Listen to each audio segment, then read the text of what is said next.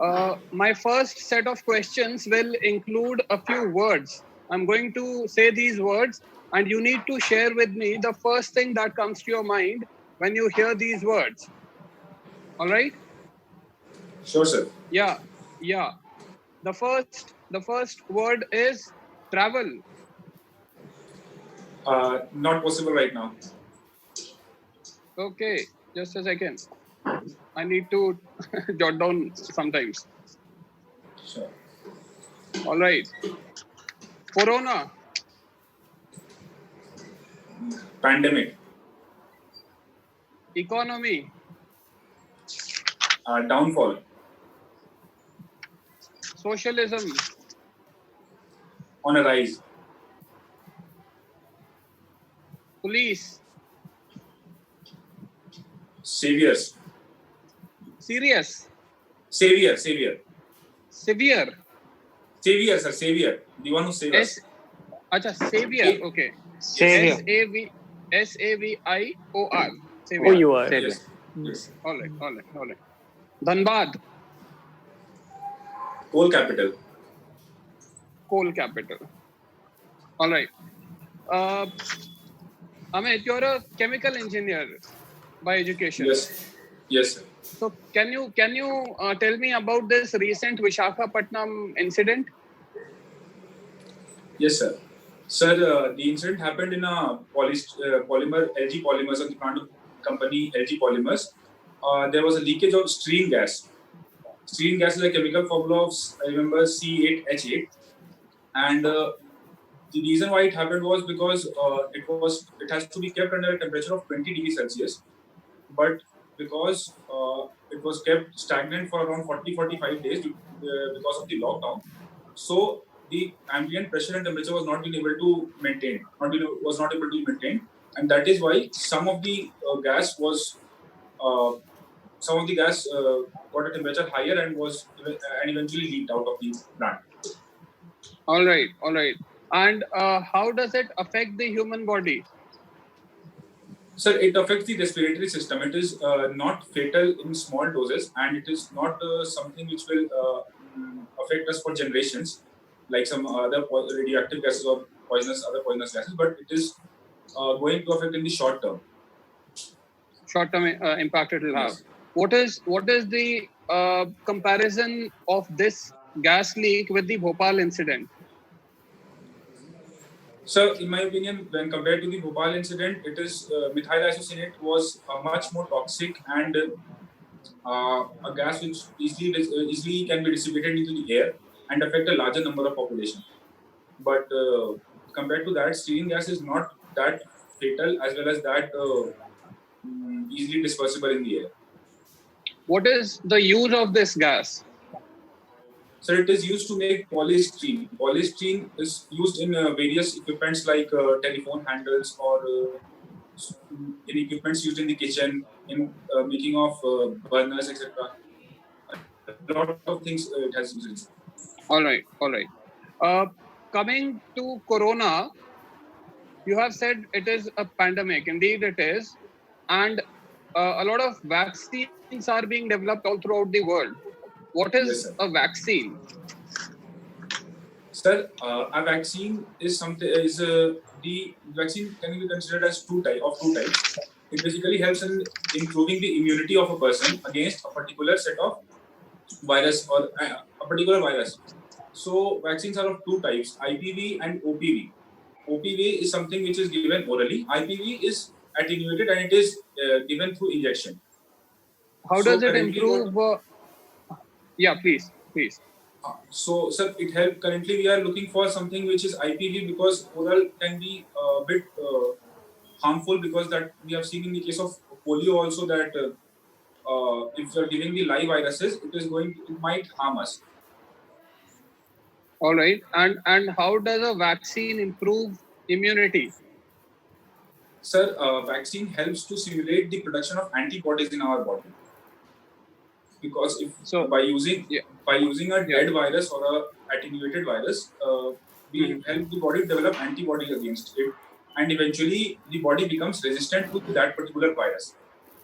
So what are the different vaccines being developed? regarding corona? Sir, I don't know the exact vaccine that have been created, but different countries like Israel is doing it. India is also has a partnership with US Indian companies working with some of the US companies and for the creation of the virus and vaccines. All right. There is a claim that corona is a lab-based virus, laboratory virus. What do you feel? Sir, given our limited knowledge, as per the media reports of China and other countries that are trying to probe into this issue, recently a five-eye dossier came yesterday or day before yesterday. Of the five major countries, USA, UK, France, Germany, and I think Australia, which submitted its report regarding the possibility that the virus might have originated in the lab. But since China is not allowing the other countries to have a impartial probe into this matter, so we are not yet able to understand if it has originated or not over there, sir. Because So and some of there's the a chance. Yeah. so there might be a chance because such a virus, because the reports that came in the dossier said that the person who was working on these coronaviruses in the Wuhan laboratory said that there was a chance that 95% there is a 95% match in the coronavirus DNA structure and the virus that was being tested in the laboratory. Moreover, sir, China has not allowed Australia to conduct an impartial probe and threatened it with cutting its economic ties with him. So there might be some possibility of a leak, but we are So not yet sure about that. what is your verdict? What is your verdict? Is it a lab-based virus or natural? So there might have been workings going on in the lab, but as of now, until and unless there is a proper scientific probe in it, we have no one to say about it if it is a lab-based virus or Okay. from the wet markets. Okay. So the Chinese actually are very fishy, but still you want to give them a fighting chance. Okay, chalo, Yes, okay, sir. let us see. All right. Acha, there's a very interesting thing in your DAP. You like to read and compose Hindi poetry, right? Yes. Yes. Okay. So I want to throw a challenge at you. I want you to say a few lines about Corona.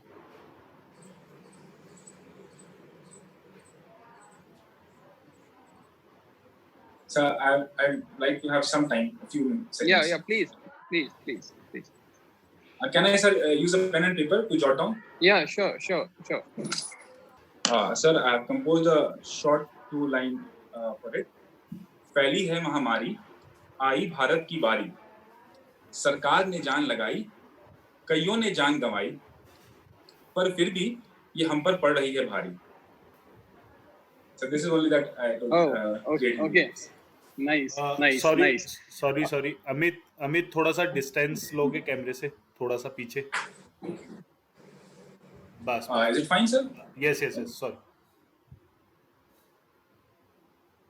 Okay, sir. Rakesh sir, continue. Sorry, sir.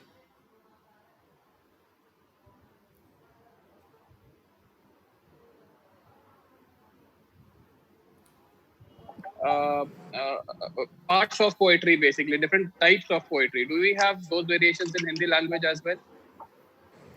Yes, sir. Poetry can be divided on the basis of various parts of it.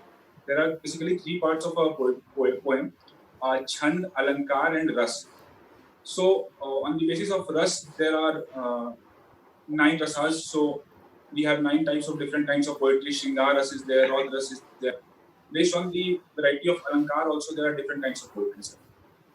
Okay. And in Urdu, like we have Nazm, like we have Shairi, we have Ghazal, these kind of different formats are there. Do we have these formats in Hindi?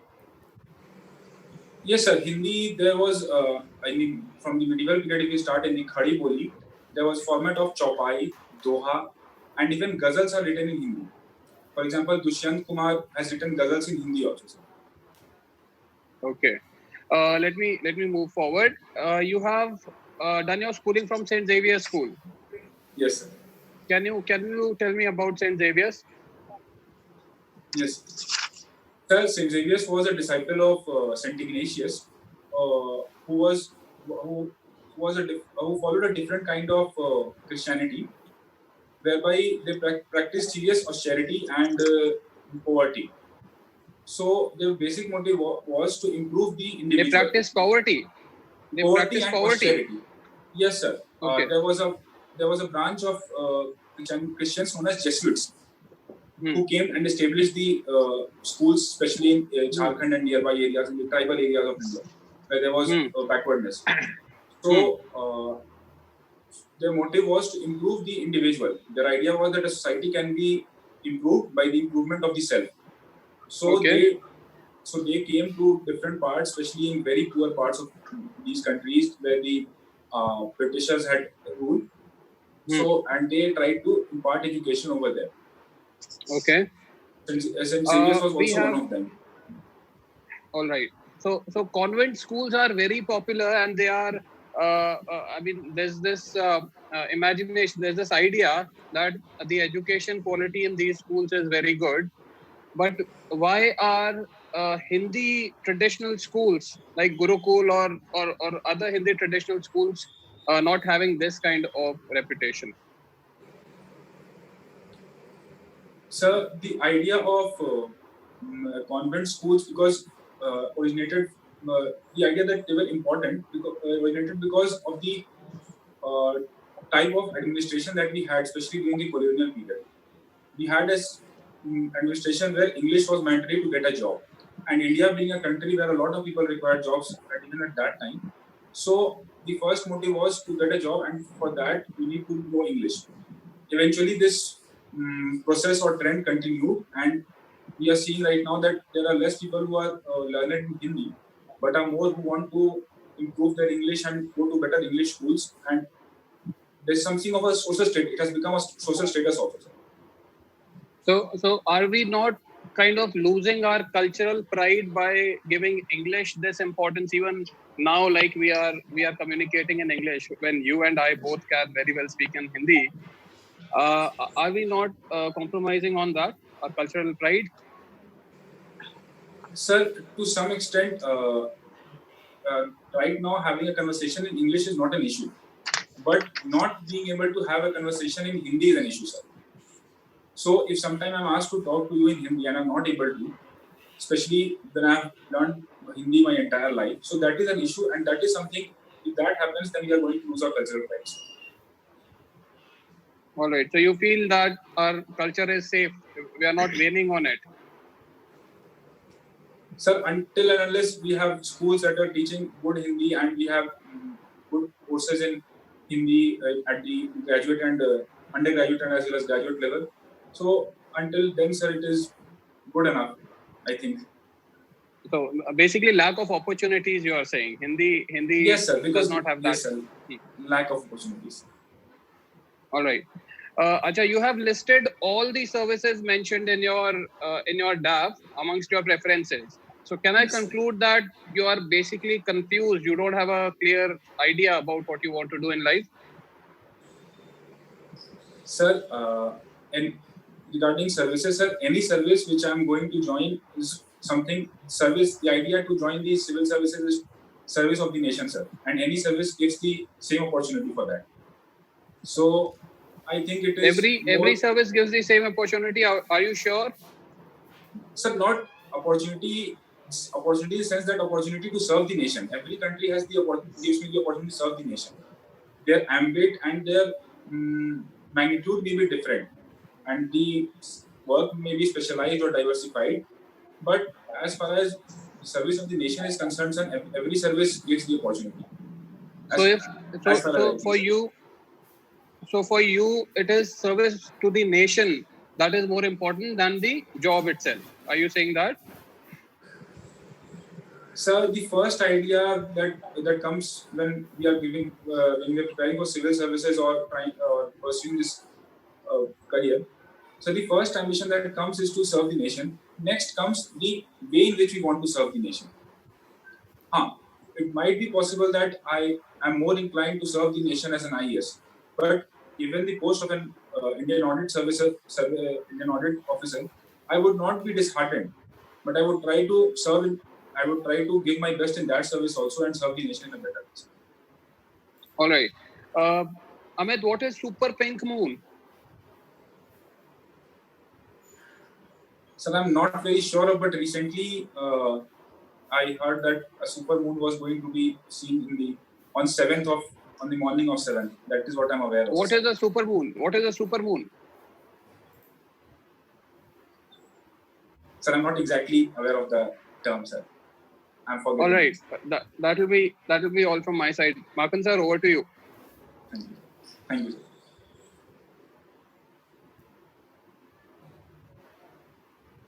Amit, can you hear me?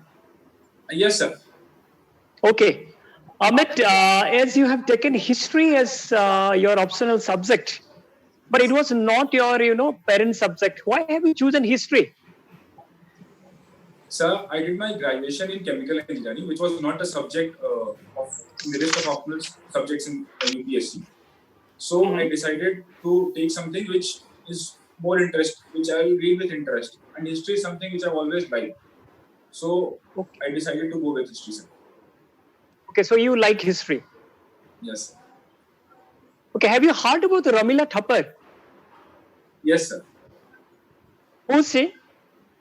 So she's an eminent historian. She's written a book on ancient history.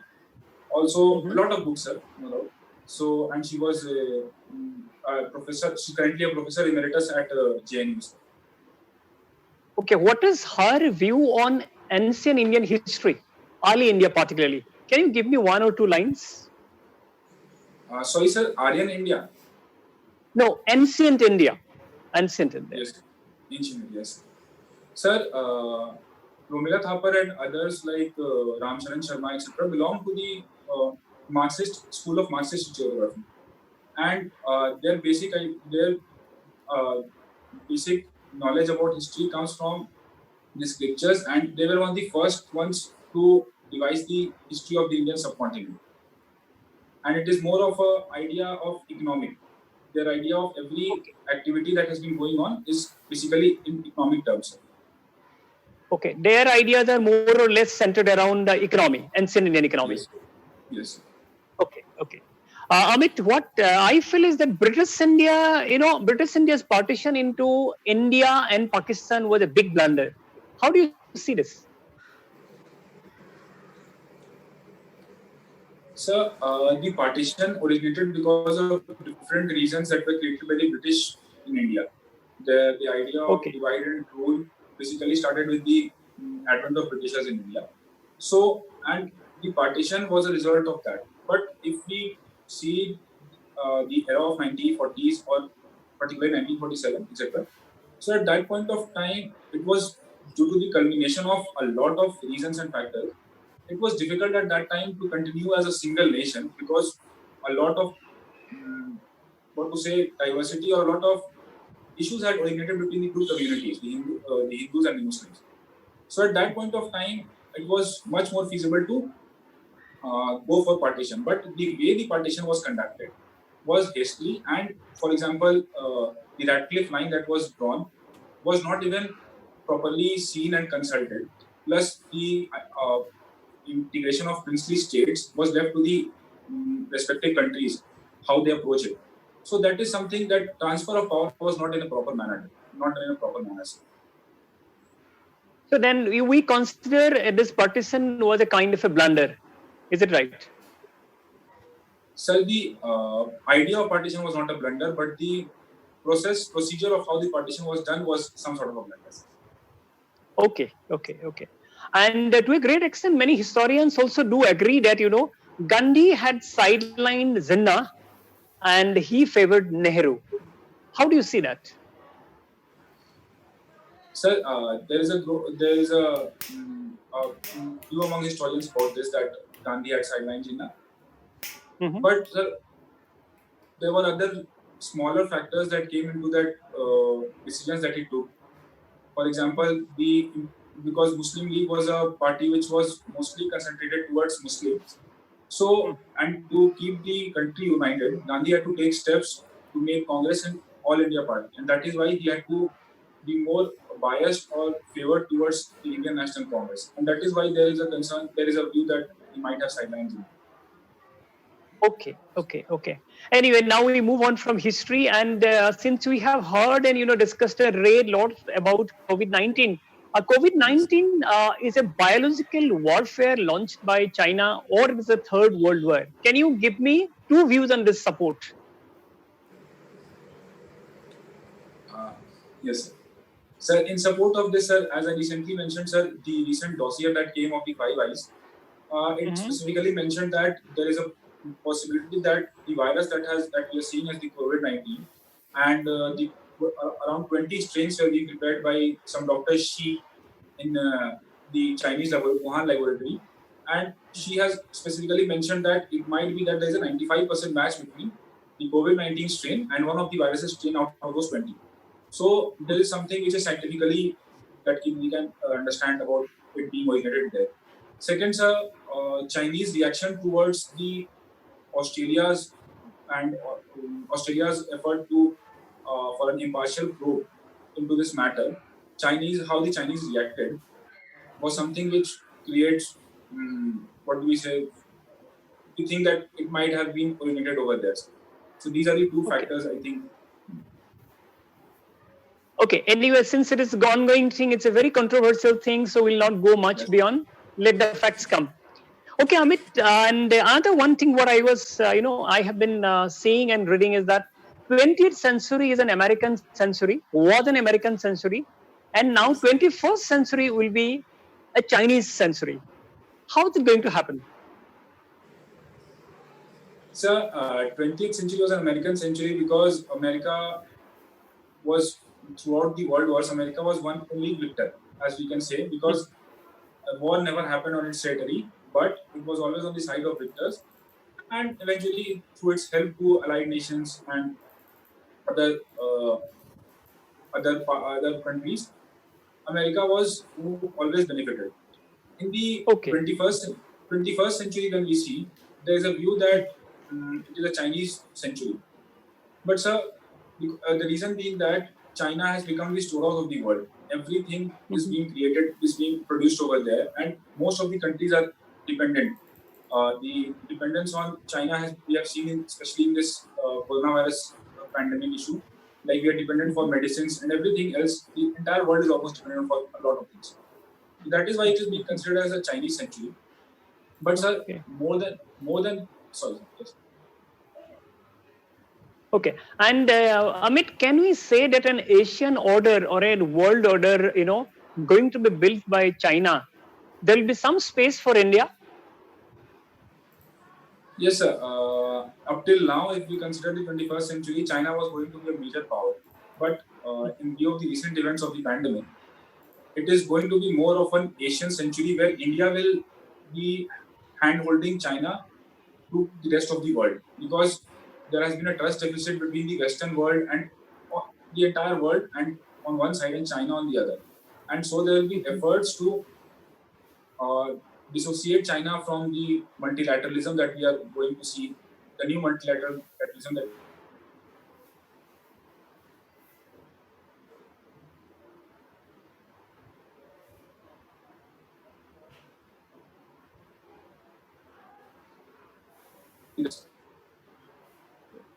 So you are very hopeful that India will have a kind of a space, and India, in fact, could lead in many sectors. Then why are we taking the help of China? We can lead the whole world only. What is the problem? Sir, Chinese economy, especially in the manufacturing sector, is very much developed. Okay. And plus, so India has taken a jump directly from the agriculture to the services sector. So for manufacturing and the expertise, plus the economies of scale, we need China's aid. Plus, China has the resources, sir, a lot of resources to improve India's position in the world. So in that case, we'll have to wait a bit. Is it right? Yes. Yes, sir. Okay, Amit. Recently, in last week or so, we have seen again in Kashmir there is a surge of that militancy, and we have lost many big officers and jawans as well, right? And the new resistance front, it it has been said that it is a kind of a proxy of Pakistan-based Lashkar-e-Taiba. What is your view on this? Sir, there is always a news that these militants that are creating unrest in the Kashmir area are basically getting help from Pakistan side, and there have been some proofs also through the secret documents, etc. We get a proof that it has been done.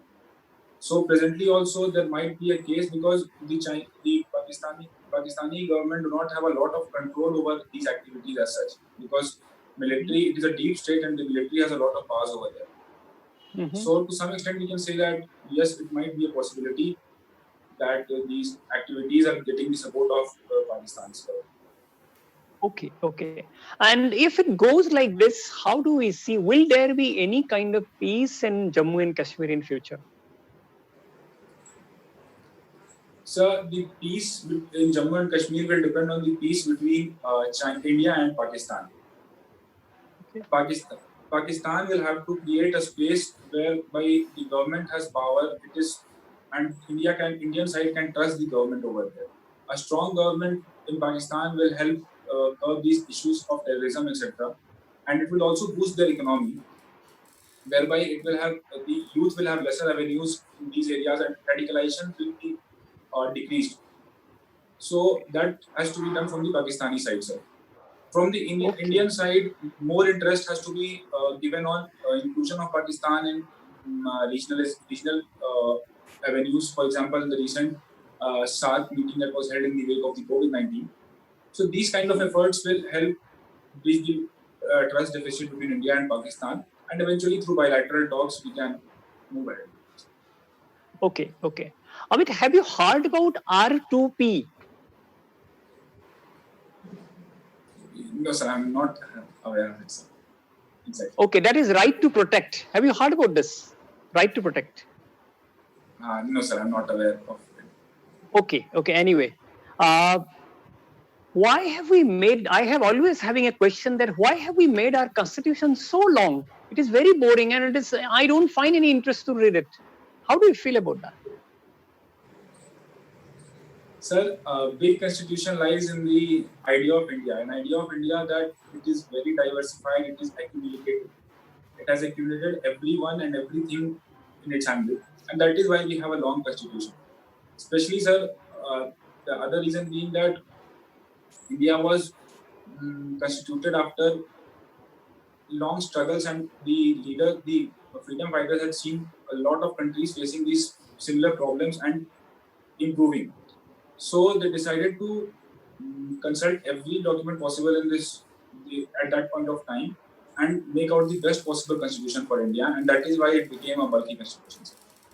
Okay, and anyway, it has become bulky now. You and me, we cannot help, right? Yes. So when you become a bureaucrat, definitely you become at the secretary level. We can initiate some kind of a discussion or kind of a reform. Anyway, we leave it to that level now. What is the difference between fundamental rights and human rights? Can you give me two?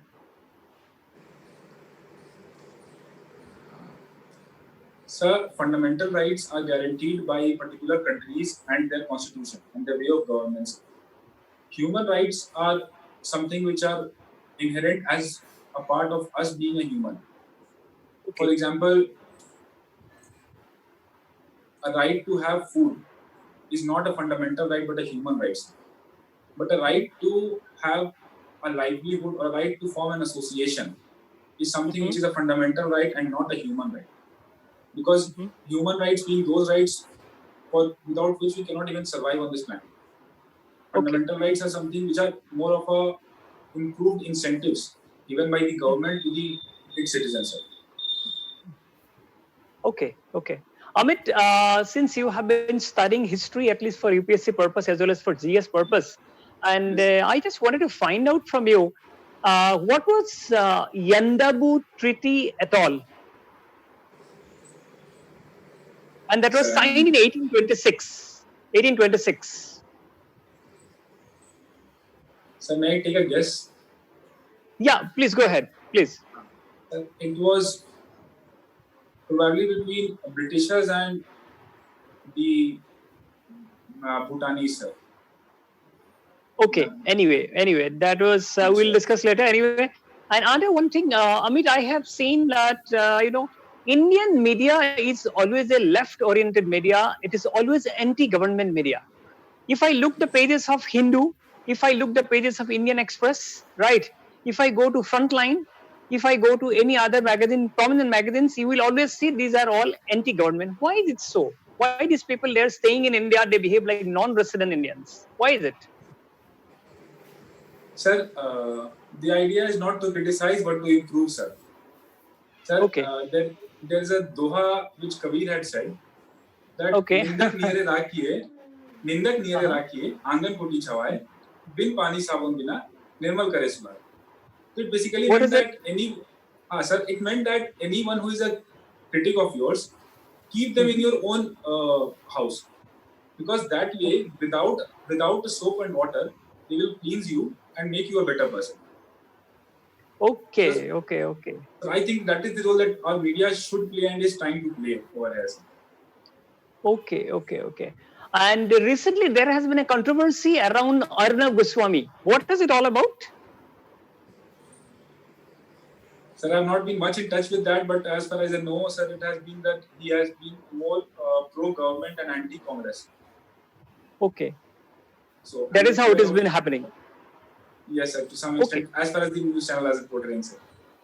Okay. And my last question to you is that in America, now presidential election is coming up in November. Okay? Right. And I can see there is no contest with Donald Trump, though there has been a crisis, but I can see no contest between Donald Trump and Joe Biden. Why is it so? Sir, Donald Trump is a more open person, plus he attracts that part of the population which is working class, and hence his reforms that he suggests are more populist in nature. They are not announced keeping in view the larger picture, but rather a short-term picture, and that is why it appears more attractive, and hence he is being followed more over there, sir. Okay. So Amit, we stop here, and our VP sir is now going to take over. Okay, go ahead. Thank you. Thank you, sir. Yeah. So Amit, now that can you hear me? Yes, sir. So now that we are talking about corona, so let's start with corona only. Did you go through the press briefing of Ministry of Health and Family Welfare? Sorry, sir, I was unable to hear you, sir. Did you go through the press briefing of Ministry of Health and Family Welfare yesterday? No, sir, I have not got a chance of that yet. Okay. Actually, the Joint Secretary was talking about considering corona as a part of our lifestyle system, and we should try to adjust with it, or rather we should try to live with this. And what he said, that face mask is going to be the way of life. Now there are many type of face masks. Which all kind of face masks are used nowadays? So face masks can be considered as can be differentiated into different types. For example, surgical masks, anti-pollution masks, anti-dirt masks, etc.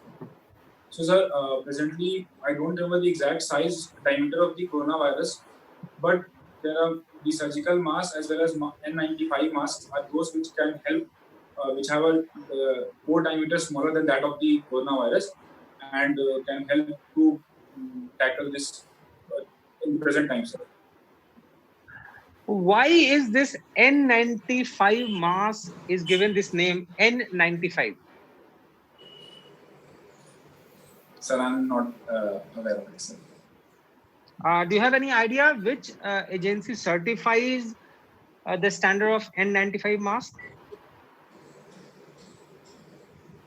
Sir, I'm not sure, but it's probably Bureau of Indian Standards. No, it is not done by Indian agency. But anyway, would you like to make a guess, or should we proceed to the next question? Sir, I'm not sure at all, sir. Right. Okay. When we talk about, actually, we were having a discussion about coronavirus being lab-made virus, right?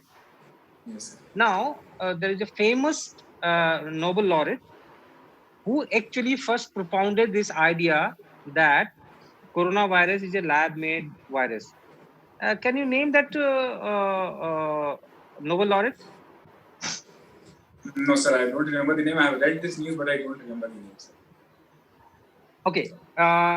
Do you have any idea about the theory? I mean, what is the premise of his argument? Why did he say that this is a lab-made virus?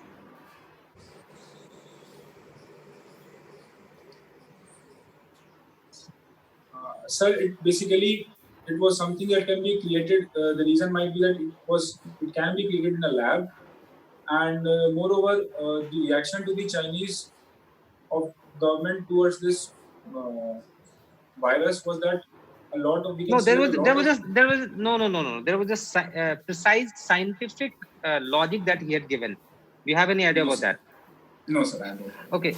Now that we were talking about coronavirus, there's a specific act which is brought into force. In fact, has been amended as well to make it more potent. Can you name that act? Yes, sir. Epidemic Diseases Act 1897. Why the name 1897?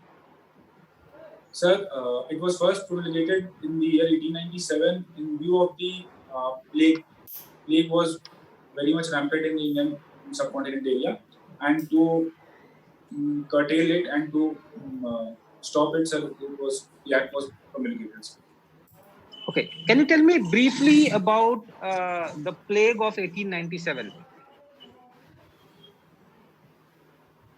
Sir, I'm not very much aware about what happened at that point of time. Okay. 1896 and 1897. These 2 years are considered to be a prominent year in Indian history. Can you give me the reason behind it? Yes, sir. 1897, the Chapekar brothers had 1896. I think they had shot one of the British officials, and Tilak was jailed. Lokman Tilak was That was jailed. That was 1897. That was 1897. Yes, sir. So Chapekar brothers killed whom? Sir, I don't remember the name, sir. Okay, and then so what did Tilak do? Tilak supported them in his writings in the Kesari and the Maratha, and for that he was charged with sedition and was jailed for 6 years. He was jailed for 6 years. Any unique aspect about this sedition charge? Sir, it was the first time that a war against the king was. The idea of a war against the king was, the case was against about the war against the king of England. Yeah, it was basically sedition charge was framed by giving a logic that it was a Tilak tried to wage a war against the king. Yes. Now, since you are a chemical engineer, can I ask a couple of questions from there? Yes. So you are from Dhanbad, right? Sindri. Sindri is my birthplace, sir. I was born and brought up in Bokaro. Born and brought up in Bokaro. Sorry, sir, not born. Born in Sindri, brought up in Bokaro. Sorry, sir. So, but anyway, it's hardly 45 kilometers away from Bokaro. There's Sindri is famous for one particular region. Can you tell me the reason behind it? Yes, sir. The first PSU and the first fertilizer plant of India was established there, sir. FCL, 1951. Who used to run that fertilizer plant? Sir, FCI. Any idea? Yeah, it was Fertilizer Corporation. Fertilizer Corporation of India, yes. Yeah. Which kind of fertilizer used to be produced there? Sir, ammonium sulfate was one of the major products that were produced there, sir. Mm-hmm. I'm not aware of, sir. Okay. You're from Bokaro. Now that you're brought up in Bokaro. Yes. Bokaro is again famous for a couple of things. First is the steel plant of Bokaro. Yes. When was it established? So 1964, 1964, under the collaboration of Soviet Union, sir. Soviet Union. There was a disaster, a mine disaster in near to Bokaro. Do you have any idea about that? Sir, you are referring to Jharia, I think. Jharia mines. What was that? There Sir, was a mine disaster based on which a movie also was made. Yes, sir. The mines in Jharia are burning throughout. It has been burning. No, that's not what I'm talking about. There is a movie based on a mine disaster near Bokaro. Do you have any idea about that? No, sir. I'm not aware of it, sir. Basically, Bokaro is not a district. Chas is the district. Sir, Chas is a block. Chas is a block. Chas. It is subdivision. Is it so? Anyway, Yes, sir. I mean, Bokaro like, is a district. Yes. Bokaro is the headquarters. Chas is the district. Just confirm. Verify it.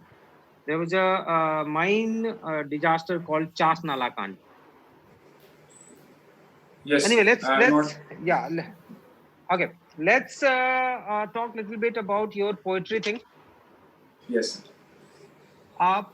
Hindi poetry is divided into various Kal and Yug, right? Yes, sir. Do you have any idea about that? Yes, sir. Sir, So how many Kal are there? Sir, 4. What are those? Sir, Adikal, Ritikal, Bhaktikal, and Adunik Kal. Bhakti Kal comes before Riti Kal, by the way. Anyway, Oh, yes, how yes. many Yeah, of course. Adi Kal, then Bhakti Kal, then. Yes. So how many Yug are there? Sir, the Adunik Kal has been divided into 4 yugs. Bhatindu Yug, Dvivedi Yug. Others I'm not able to recall right now, sir. When we talk about Suryakant Tripathi Nirala, Yes, sir. which Yug does he belong to? Sir, he is sometimes considered as part of the Nai Kavita also, sir. The part of the last phase where Are you making a guess or you know it? sir, I'm not very sure, sir. I read it somewhere, but I'm not very sure. He's from Chayavad. Oh, sorry, Now, yes, sir. when The we- 4 thumbs of Chayavad. Sorry, sir. Now, when we talk about contemporary, it is also subdivided into various parts. Do you have any idea about that? No, sir, I'm not very much fluent with it, sir. Okay. Now, the question that Rakesh had asked, that many countries have, come up with various antibiotics. One of them is Israel. Yes, sir. So, what is the different methodology that Israel has used to derive the antibiotic? What is the name? What is the name of the process? Sir, it is a monoclonal antibiotic, sir. What is monoclonal antibody? Sir, this I don't know, sir. Not. Okay. Then Delhi government, its CM Mr. Kejriwal, had Yes. talked about plasma therapy. Yes, sir. What exactly is that? Sir, plasma therapy basically deals with transfusing the blood of a person who has already been affected by coronavirus into a person and has recovered, and into a person who is currently suffering. It is done because the blood of the person who has already been infected is able to produce antibodies, and the plasma from that blood can help stimulate the production of antibodies in the other person who is infected. Okay, we talked about this Indian Pandemic Act 1897. Yes. When was the last time it was put into force?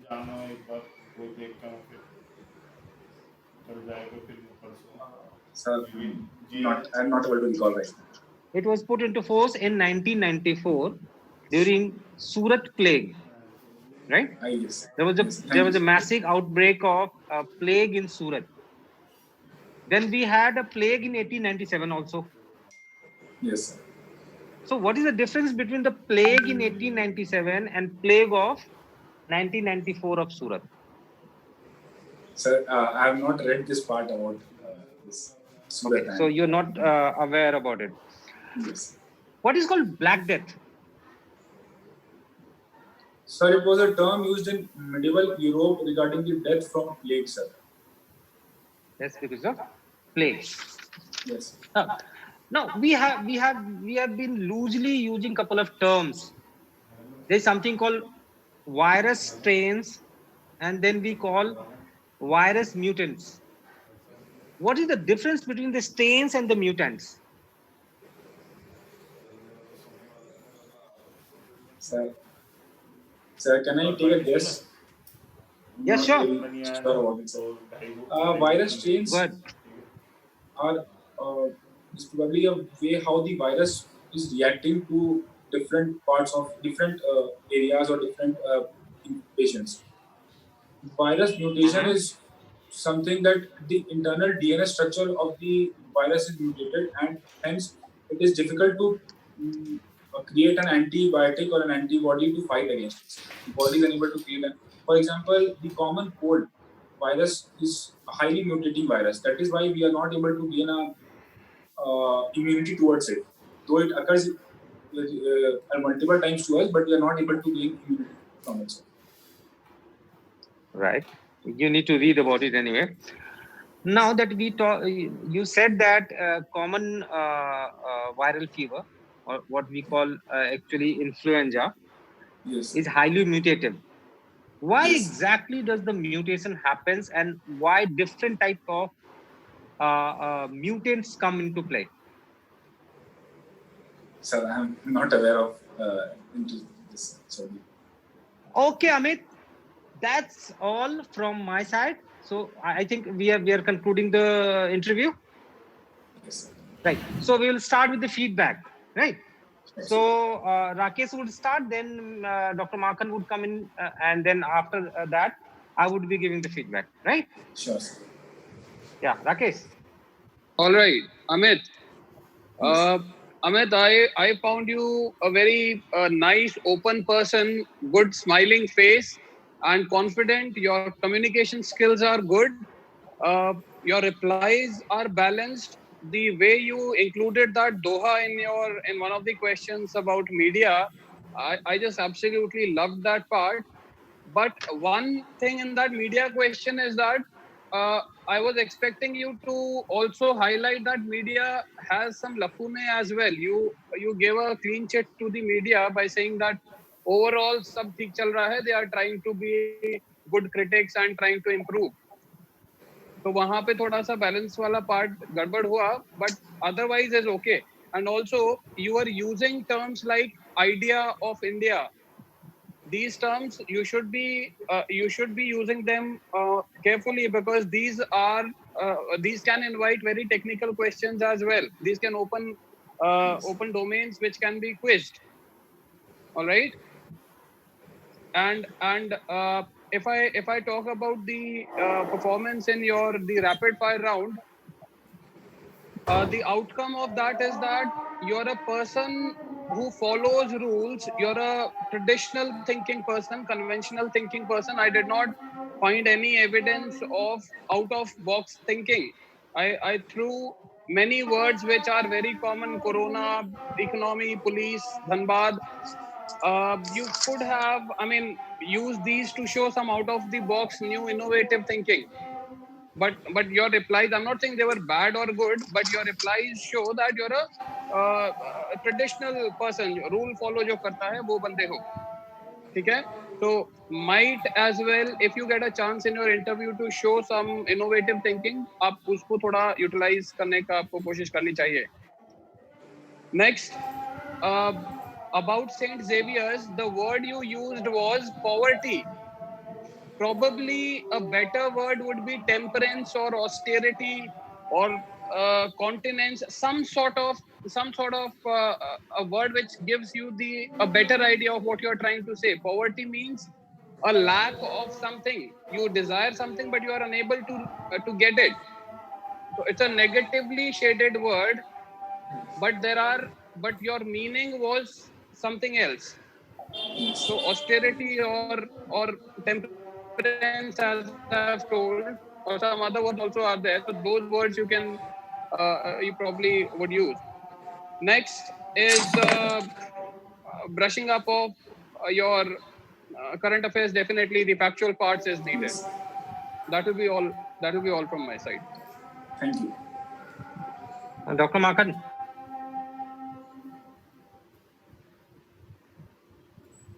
Dr. Makhan, your mic. Sir वो राहुल करता है. अच्छा, okay.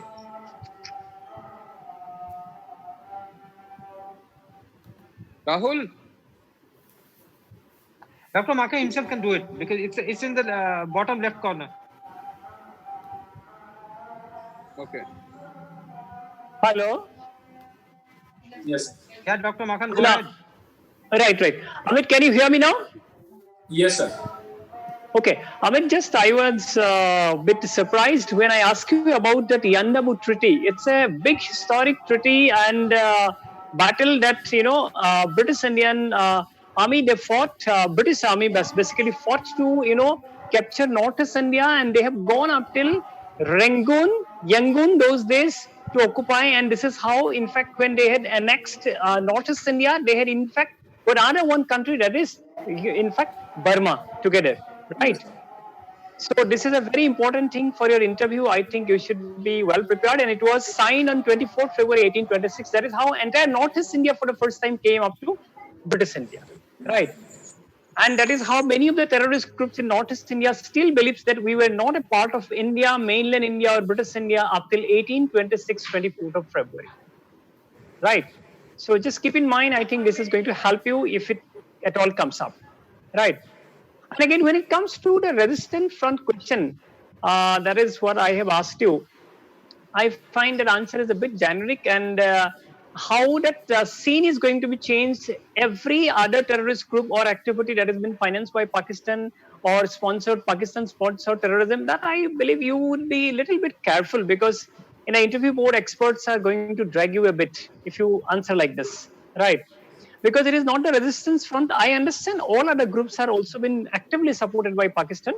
But what is the chaos now happening, or standoff is happening? You can do a bit differently. If you read 3-4 days back, in fact, even today, our ex-foreign secretary, and he has also written a very good article, how Indian power can be reshaped, foreign policy or diplomacy. I think if you read even Hindu Today, even main page, edit page, you will find a very good article. Please look for all this and reshape your answer. Your answer I find a bit generic. I think you can make it very specific one. Right. Sure. Again, when it comes to the question, some of the questions you have answered for me very well when I asked you about British India partition part, and then you have balanced it, and I really liked it. That was very good. But when it comes to the questions like, that biological warfare, right, and century of China or Asian order, here when you project India, even today the article, if you read, you will find it very good. Shyam Saran had also written, our ex-foreign secretary, all these people, M.K. Narayanan, National Security Advisor, he had been writing continuously. I think all these dialogues, you should be very aware how India could carve out its own place in the new emerging order, right? Definitely India will have a space, and I definitely agree with you that China has a long, big, base in manufacturing. To create a kind of a base like that in India, definitely we are going to take our time, right? That's part is okay. But to reshape your views, you should read what is coming up, right? So you will find quite a bit of good articles even in BBC, CNN. And forget about BBC, CNN, look forward to our NDTV. print, right, Observer Research Foundation, you will be able to write, you'll be able to speak very well on this, right? Reshape your thinking. I totally believe. And when it comes to 20th century America, that is 20th century was an American century, 21st century the China century. And don't say goodbye to America so fast. America is a very big power. It is going to capture again going to come back. Donald Trump is doing all this rhetoric because of the upcoming election, nothing else. American leaders are very smart, right? And China will have a long way to go and catch up, right? And this is a very kind of a transition period. Definitely, it's a huge economic loss, but to come up for countries like America, definitely it will not take that much time the way many countries are going to take, right? So be a bit careful. Another one very interesting question, what I was asking about Ramila Thapar, right? A doyen of Indian history, particularly ancient Indian history. And you have classified her only as a Marxist historian, right? And to say that being a history student for UPSC will be a little less because Ramila Thapar is not only a Marxist historian, she has given ancient Indian, history a name, a fame, a kind of a different identity. Even if you go to Harvard, even if you go to Princeton, even if you go to Oxford, Cambridge, they will say, go back to India if you want to do research on ancient India, go back. Ramila Thapar is still alive, very active. And, she is a legendary historian and will not put her only into the box of Marxist historian. To me, this is a very small kind of an identity you had given. She's a great lady. She was, in fact, my teacher. So not only that, I am saying, and she's a great historian. So we'll not bracket her within that, right? So that was all right. But otherwise, the answers that you have given, human right, fundamental right, I'm so happy. And then why Indian Constitution is so long. And definitely when you are answering these kind of questions, you can talk a bit about Ambedkar because he was not only compiling things, he has also been seeing how this can be adjusted into the Indian situation after independence. Definitely take the example, take the name of Dr. B.R. Ambedkar because the man who's the architect of Indian Constitution. Definitely you can do that. Otherwise, the way you have answered questions, I'm happy. Many of the places you have guessed a lot when BP sir has asked you questions, and definitely he will give a feedback on that. Otherwise, I think you need to brush up a bit of current affairs and look forward to the crisis in Eurozone, right?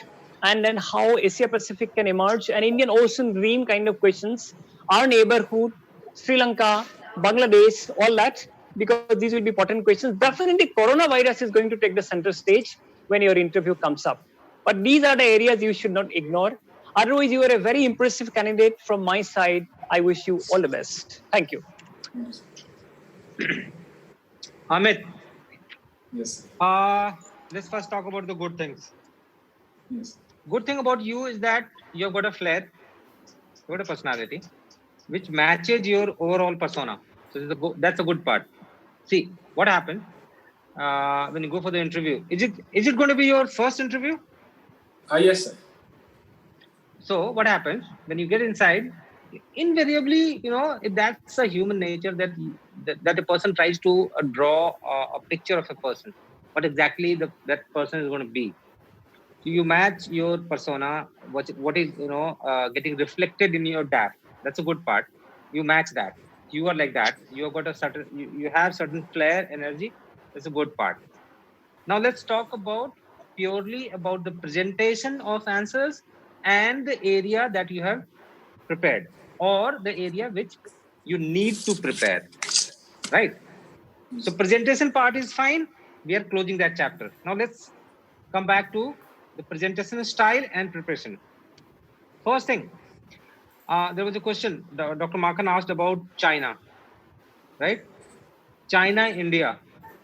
See, everybody knows it will take some time before you reach to that level where you could catch up with China, right?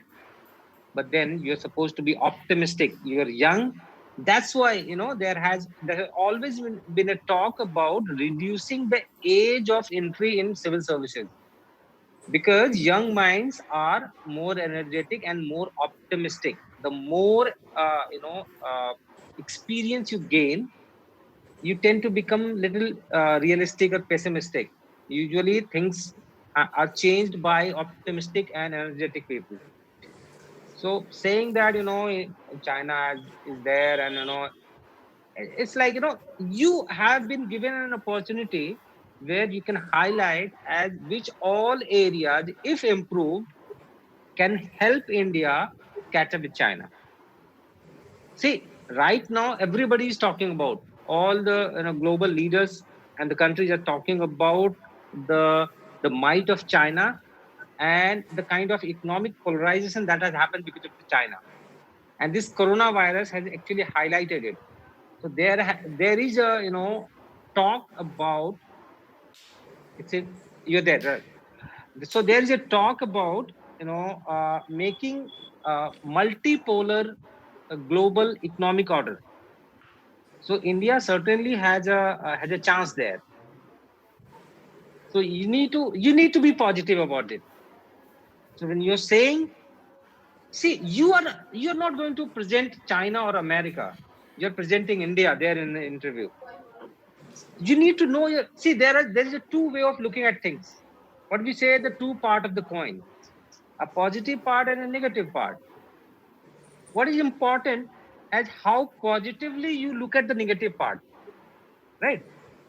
We have got issues, and it is always said that the moment you know your problems, you know the solution of the problem, because until you don't know the problem, you don't know the solution. That is one part you need to be positive about. Now there is a, when you're saying something, you need to understand what you're saying. You said about India and Pakistan that Pakistan doesn't have much control over these terrorists and all. And then you are in the very next sentence you are saying that Pakistan is pushing them. So either they have control or they don't have control. So you can always say that Pakistan, see, you need to be very cautious with what you are saying. You can always say that Pakistan claims, because see, whenever you're talking about China or Pakistan or any country, you must understand what is our foreign policy or what is the stand of government of India. Why I'm saying this? Because you are not aware about the constraints that India has. What are the diplomatic constraints that is playing, I mean, like underwater current which is flowing. What we know is what is published in the newspaper. So there might be thousands of constraints, and based on that, India is trying to play smart. So you can always play, frame your sentence in such a way that you look smart.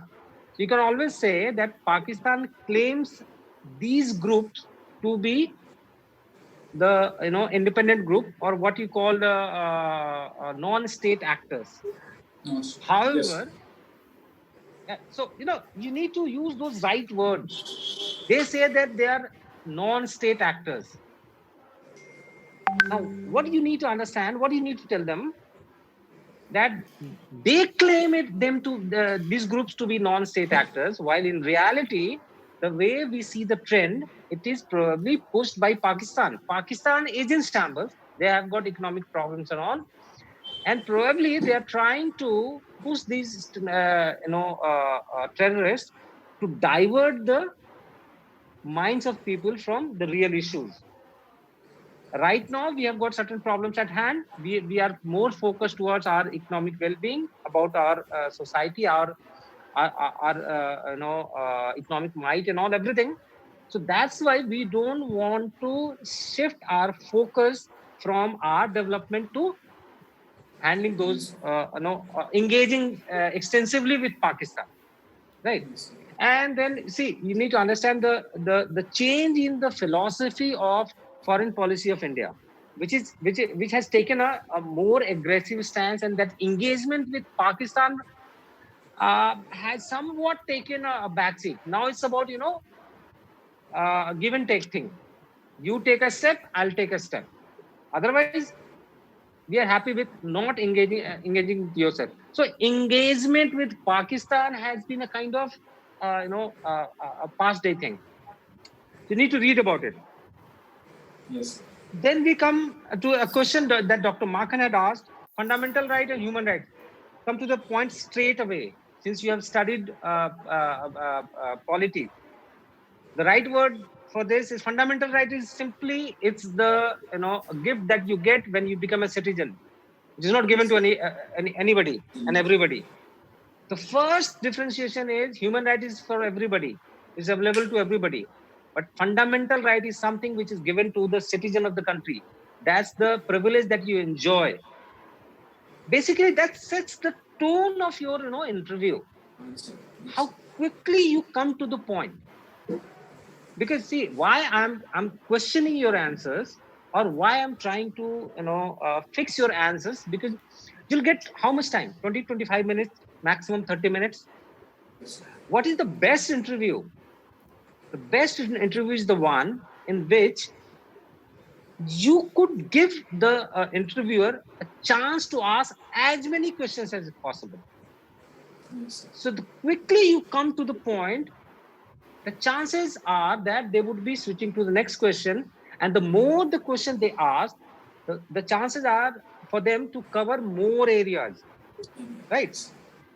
So then they would be able to actually cover the wider spectrum of yours. And then see, it's not about how many right questions answer you have given, or how many questions have you attempted. The idea is how many questions are asked.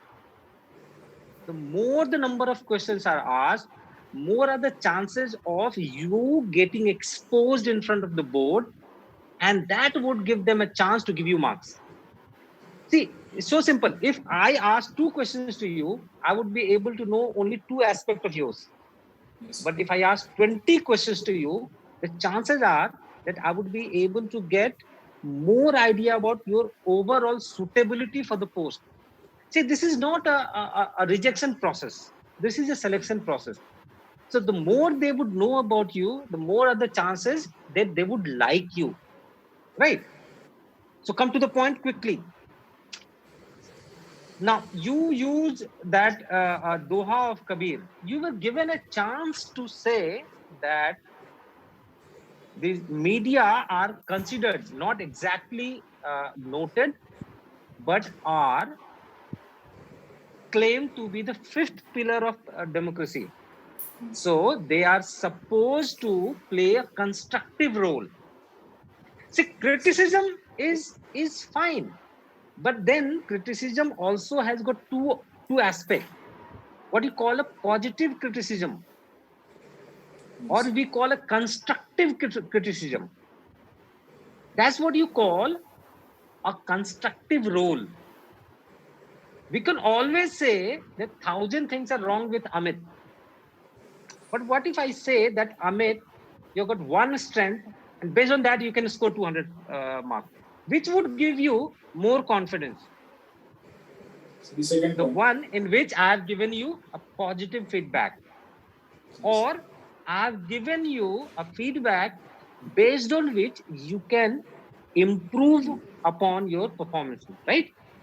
So that's what we call a constructive feedback. So you can always say that since media has always claimed itself to be a 5th pillar of democracy, and they also have got a kind of indirect entry into fundamental rights through Article 19(1)(a), they are supposed to be acting as a pillar. They should try to guide the government. Criticism should be positive criticism, constructive criticism. If they are not doing it, they are failing in their duty. And we as a society should try to tell them their role, right?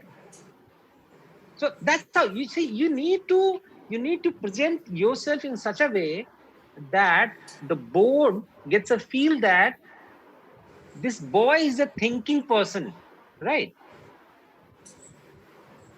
A well-read person and a thinking person. So you are not a shaft that is removed in preliminary examination. Then there is a thinking person and there is a well-read person. All well-read and thinking person are called for interview. But then those who are thinking person would get selected. Try to understand the differentiation. Everybody who is well read are selected because they are well read. That's why they are there, right?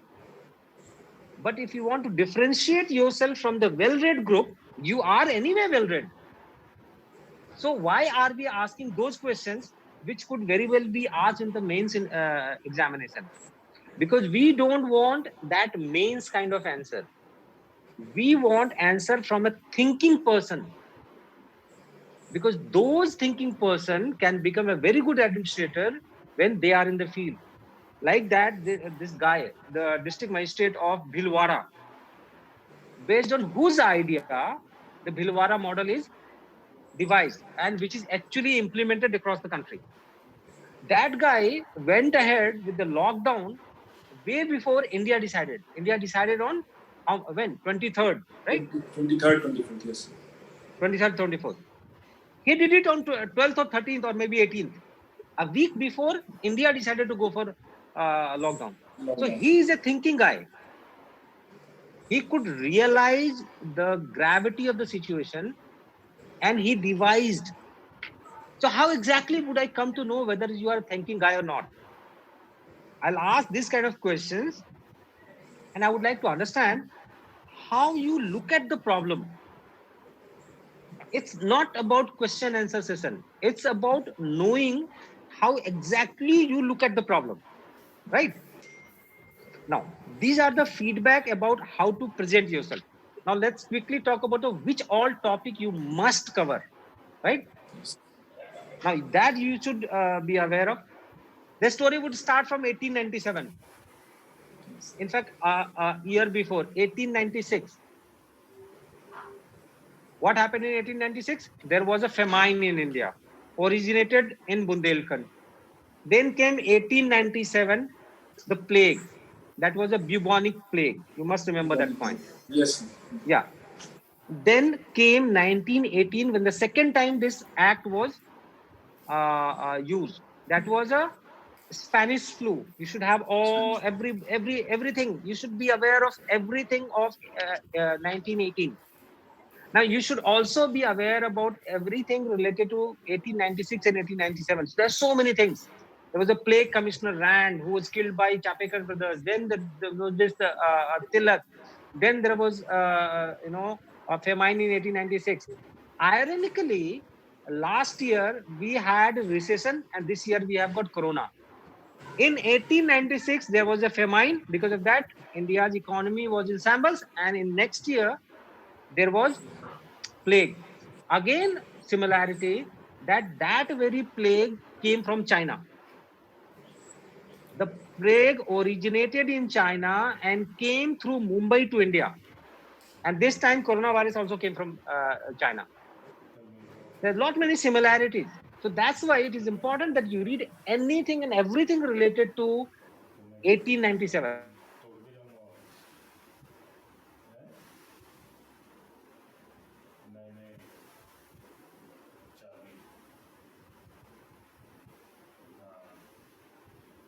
Was a plague in Surat, and this was a different plague, by the way. Yes.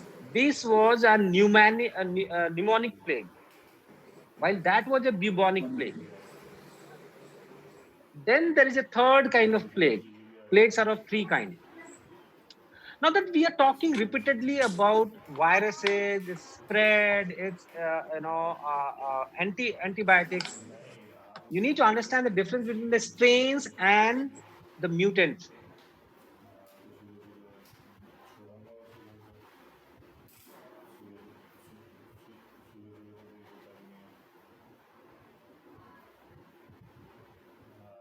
Kind of viruses which are lethal are always RNA based viruses, not DNA based. You use the word DNA, Yes, that's why I'm pointing I it out. wrongly mentioned it. I remember it. It's all, Yes. yeah, it all are RNA based. So when there is a problem or defect in the RNA, this is mutation. See, what exactly is a virus? RNA, and it is covered by protein. That's it. Finish. That's the virus. Now, when this RNA has got some defect, this is mutation. But say a normal virus of the viral fever and a swine flu virus both comes mix up in a swine, and a new kind of virus comes in. That's a strain. That's a strain. A virus comes to a human which already had suffered through swine flu, and a new kind of virus is spread. That's a strain. So you need to understand the difference between a strain and viruses, right? Then you also must understand which all kind of medicine research that is happening, that you should be aware about. So you start your history practices, and everything and anything and everything related to corona you must be aware of. See, the good part with you is that you look energetic. So try to encash it. One part is done. 50% your job is done. That you look energetic. You look vibrant. The only thing that you need to show is that you are a thinking person, right? Prepare well, right? That's all from my side, right? Thank you. Okay. All the best. Yeah. Bye. All right. Thank you, sir. Amit, good luck. Good luck. Good luck. Bye-bye. Good luck.